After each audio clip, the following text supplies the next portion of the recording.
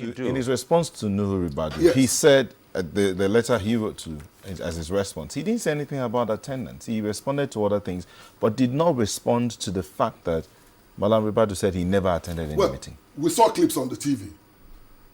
We didn't see. I'm not sure. I'm not sure. We're opening it to the full text. So if I see clips on TV, of course, obviously, I mean, they couldn't have run the whole text of everything that transpired in the chambers. So if you saw clips, you want to be sure that there are other issues that could have been discussed, or he could have said. That's why we want to be sure.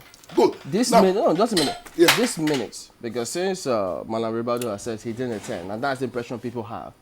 And then if this minute says he attended, how do we believe this minute? And how do we verify the source of the minute? Can I ask you a question? How do you believe Ribadu?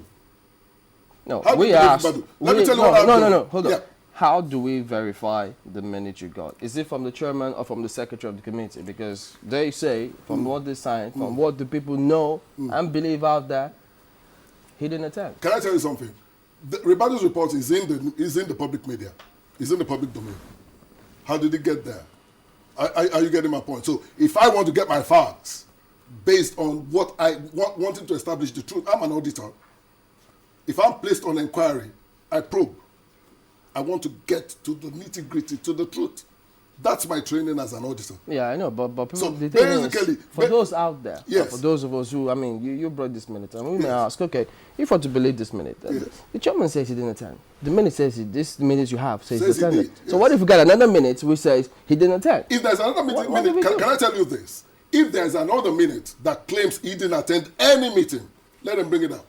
But again, the question, sorry, Nyota, the question now that coming to the minds of people is, why would Nuhu Ribadu say Mr. Oronsanye did not attend any meeting when he actually did, according to your own facts? Can we get something straight here? He said he never attended meetings. But I'm telling you there are facts that shows that he attended meetings. So let's leave it at that. But what are the issues that Oronsanye raised? He raised the issues because everybody said Oronsanye wants to kill the report, or Oronsanye does not want the report submitted. But the issues he raised were issues of the data integrity of that report. He said, we are not ready yet. Everybody seems to move away from that fact. We are submitting a report, because I want us to get focused here. We're submitting a report, and he's saying, hey, I have contacted you. Other members of the committee have told you, this report you are submitting at best could be an interim report, not a final report.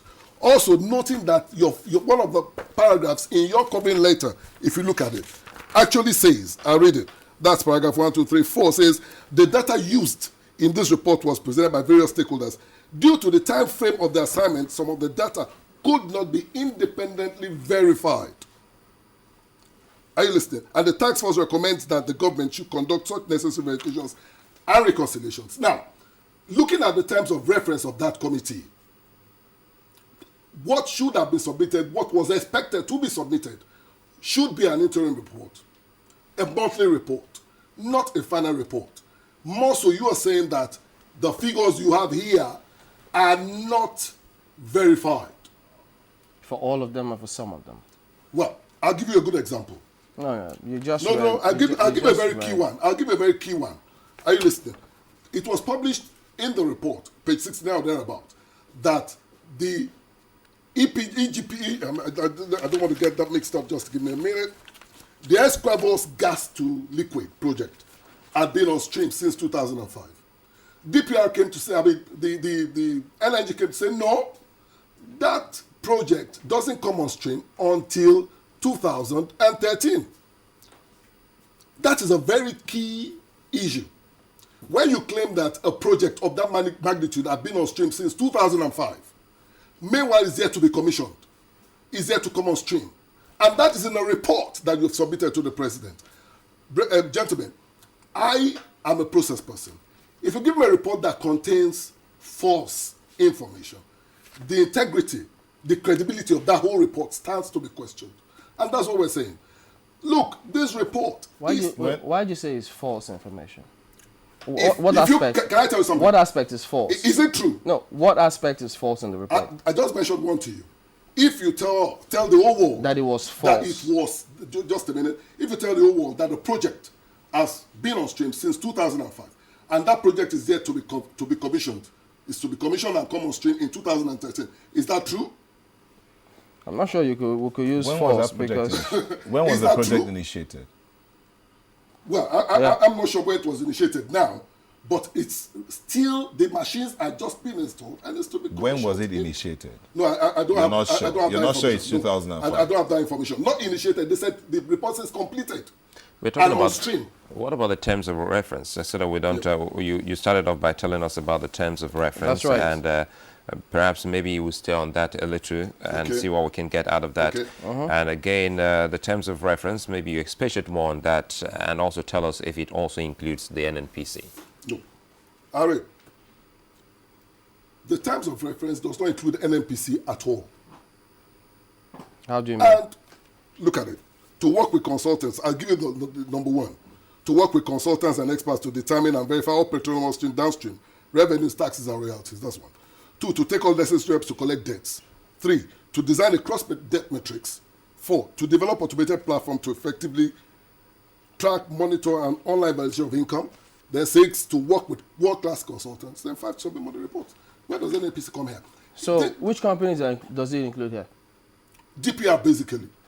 So NNPC does not in any way remit any revenue, either making revenue for the government to remit to government. They don't.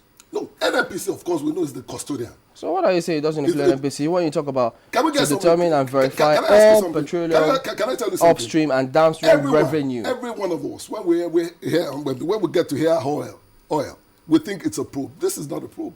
No, that's not the point. What we're saying, how can you say for sure yes, that this does not include the NNPC? Because if it talks about revenue, so NNPC doesn't make any revenue for this country. It does. I'm not saying it does not. So why would you I'm not saying it does not. NNPC? Like I said, if what we're looking at are revenue streams, who accounts for the revenue streams? It's DPR. Who remits monies to government's coffers? The meetings are attended by DPR. NNPC is the overall body. What does NNPC do that doesn't include revenue for this country? Well, how do you mean? Why you say NNPC should not even have been looked at in this report? No. And it doesn't include NNPC. No, you get my point. NNPC in this committee is not under probe. It's not under investigation. No, but did we say it's not under investigation? We see, just like I said, everybody thinks all this committee is doing or was set up to do is to investigate. It is not, just like you said, is NNPC under probe or under view? No. I said it, the terms of reference, the opening paragraph says, consistent with the policies and promises of Mr. President. The minister, remember it's a ministerial committee. It's not a presidential committee. It is a ministerial committee. Set it up. Well, anyway, as an accountant, let's break this down. Who collects receipts on behalf of the government? Who remits all of this to the coffers of the government? It's NNPC, but after the other agencies have done their own collections and all that. Remember, there's taxes. LNG, And there's DPR. what about taxes?